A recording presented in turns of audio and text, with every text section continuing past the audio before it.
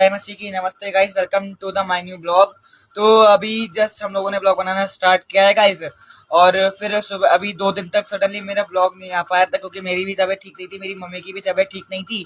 अभी वायरल हो गया था, थोड़ा फीवर हो रहा था हम सबको। और इसी वजह से हमें देखने हमारी मौसी और मामा मामी सब लोग आए थे। तो अभी जस्ट वो लोग सुबह गए थे, तो सुबह से गए हम लोग भी थक गए थे। मम्मी ने काम किया, उनको थोड़ी वीकनेस लग रही थी, मम्मी ने काम करा था। और क्या कहते हैं, तो फिर दोपहर हम लोग सो गए, तो अभी उठे हैं, अभी नहा के हम लोगों ने ब्लॉग बनाना स्टार्ट किया है।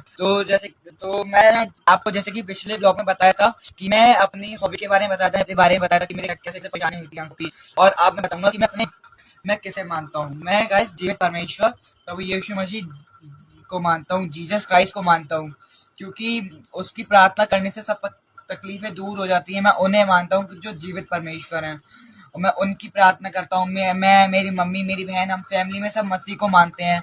हम सब मसीह में हैं। हम परमेश्वर की प्रार्थना करते हैं। परमेश्वर हमें परमेश्वर में आए हुए, हमें मेरे पापा के टाइम से हम लोग आए हुए हैं। हम लोगों को 4 साल मसीह में हो गए। तब 4 साल से लेकर इस टाइम तक मेरे मेरे प्रभु ने हमें संभाल के रखा है।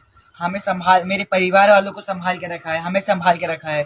ऐसी छोटी बड़ी परेशानी में परमेश्वर ने मेरा साथ, मेरे परिवार वालों का साथ दिया है। मैं टकरा जाता था दीवालों से, मैं दीवालों से टकरा जाता था, मैं रोता था परमेश्वर से। मैं रोता था, परमेश्वर मैं ऐसा क्यों, मैं लोगों की तरह खेलता क्यों नहीं, मैं लोगों की तरह खेल नहीं सकता, मैं और सारी एबिलिटीज नहीं कर सकता। मैं अपने परमेश्वर के सामने जब भी मुझे मन उदास होता था, जब मेरा मन उदास होता था, तब मैं अपने परमेश्वर से पूछता था कि परमेश्वर मैं ऐसा क्यों। तो मेरे परमेश्वर ने मुझे तब तक संभाला है, जब जब मैं उसके सामने गिड़गिड़ाया हूँ, रोया हूँ, उसके सामने घुटनों पर आया हूँ उसकी आराधना में।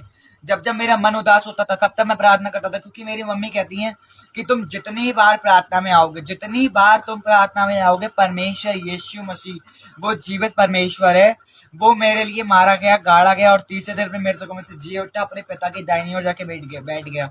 और मेरी मम्मी कहती है कि वो जीवित परमेश्वर, जितनी बार तुम उसके पास आओगे, उतनी बार वो परमेश्वर तुम्हारी प्रार्थना सुनेगा, तुम्हें आशीष देगा, तुम्हें हिम्मत देगा। मैं कहता हूँ मम्मी, मैं कभी कभी हिम्मत हार जाता हूँ। मैं कहता हूँ कि मेरे संग मम्मी कभी कुछ अच्छा होगा कि नहीं होगा। मेरी मम्मी कहती हैं कि विश्वासी हमेशा ये कहते हैं कि होगा कि नहीं होगा। विश्वासी हमेशा ये कहते हैं कि हमें हमारे संग बहुत जल्दी अच्छा होगा। क्योंकि एक मेरी मम्मी मुझे वचन बताती है कि उसके वचन में लिखा है, बाइबल में लिखा है कि यहोवा अपनी आशीषों के भंडार खोल देगा। मैं अपने जीवन में इस वचन की घोषणा करता हूँ कि यहोवा अपने आशीषों के भंडार मेरे लिए खोल देगा, और मेरे घर के आंगन में अपनी आशीष की वर्षा करेगा, और हमारे सभी हाथों के कामों को आशीषित करेगा।